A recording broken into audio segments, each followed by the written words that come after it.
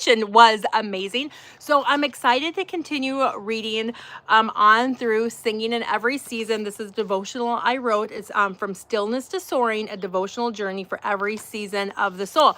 So if you've been following along, each section, there are 5 sections, and each section has 3 sections. So I kind of made it like day 1, section 1, 2, and 3, day 2, but you can do it at your own pace, however you want.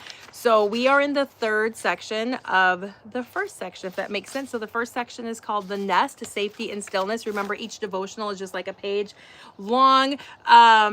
These are the 8x11 books, so it's literally a page, even though it's 2, and it's 12 fonts, so they go really fast. So let's read Learning to Receive, Psalm 23, verses 2 and 3.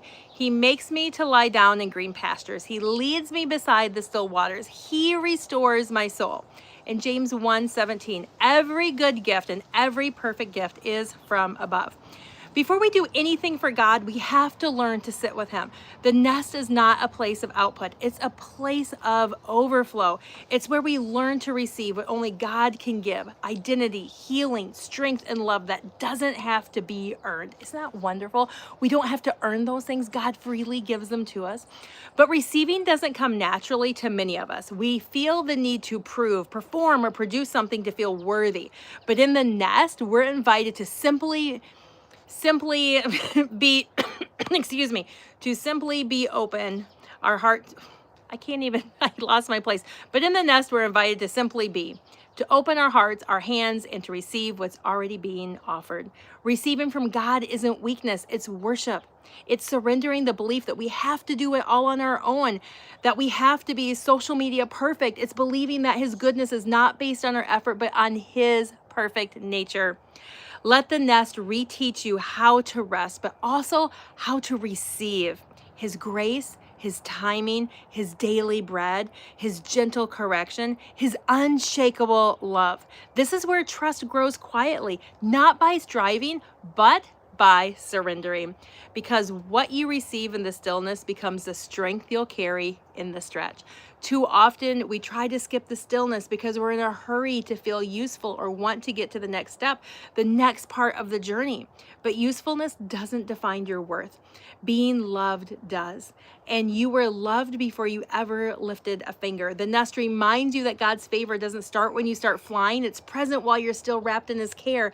In fact, some of the most sacred formation happens before you ever step into motion. Receiving also prepares your heart to recognize the voice of the Father, so when the time comes to stretch and to soar, you can move with confidence and not confusion. His voice becomes your anchor. His presence becomes your rhythm. And the more you learn to receive from Him here, the more you'll live from His strength later. Isn't that so beautiful? Learning to receive from God. Okay, I equate it to this. A long time ago, I tried to give somebody a gift and she wouldn't take it. And I said to her, don't steal my blessing. And she's like, what do you mean? I'm like, the Lord put it on my heart to give you this gift. And if you don't receive it or you try to pay me back, you're stealing my blessing.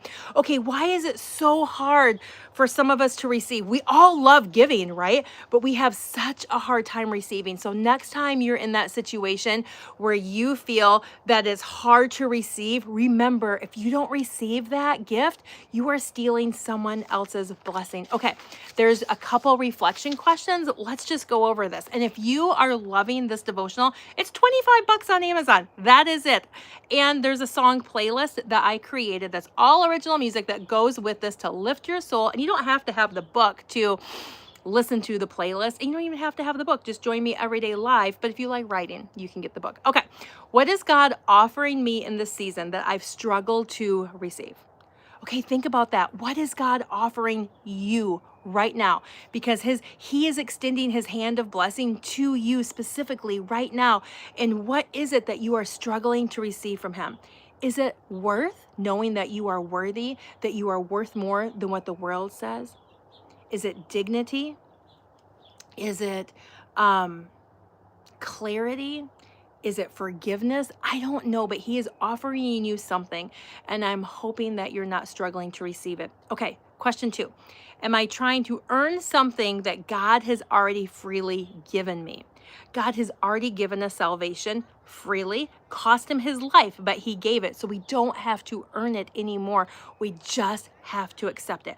We don't have to be perfect. We don't have to do more, go more. We don't have to hustle ourselves to death to earn from God. It's already freely given.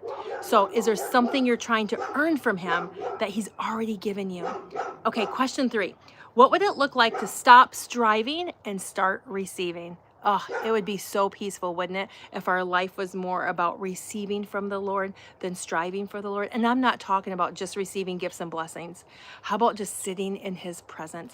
Okay, the last one is always a journal page. So write a short letter to yourself from God's perspective, reminding you that his love is not earned, but it's received. Let it be gentle, healing, and true.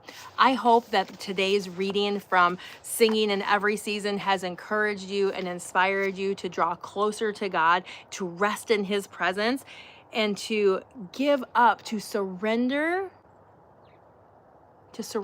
Yes, to surrender what that is that you're holding on to. And I don't know who that's for. Maybe it's for me, but to surrender the struggle to him, to surrender that thing that you're striving for to him. All right, have a great day and be blessed, and we'll see you tomorrow.